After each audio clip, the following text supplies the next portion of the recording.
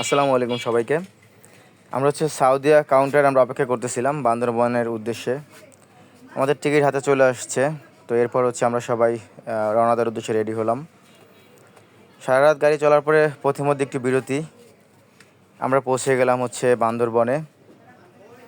সেখানে আমরা কিছু সময় রেস্ট করলাম, ফটোশ্যুট করলাম। যাই হোক, এরপর আমরা রওনা দিলাম নীলাচলের উদ্দেশ্যে। তো আমরা নীলাচলের উদ্দেশ্যে রওনা দিয়ে আমরা নীলাচল পৌঁছে গেলাম ঘণ্টাখানেকের মধ্যে।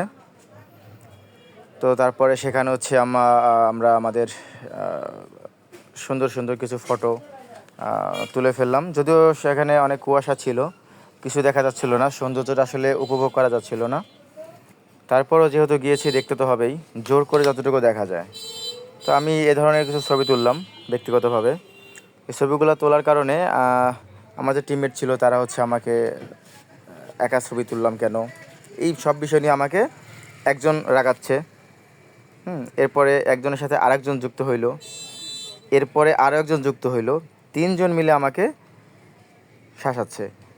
তো আমি যাই হোক, কিছু মনে করিনি, সবাই বন্ধুবান্ধব। এরপর আমরা রওনা দিলাম বান্দরবনের উদ্দেশ্যে। বান্দরবনের উদ্দেশ্যে রওনা দিয়ে আমরা চলে গেলাম মিরিঞ্জা ভ্যালিতে।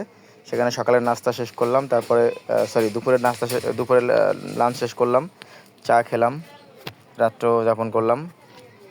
রাত্রে আমাদের এই খাবারটা দিয়েছে, বারবিকিউ। তারপরের দিন সকাল আমরা আবার চা খেলাম। তারপরে সকালের এই নাস্তা শেষ করে আমরা বান্দরবন থেকে কক্সবাজার উদ্দেশ্যে রওনা দিলাম।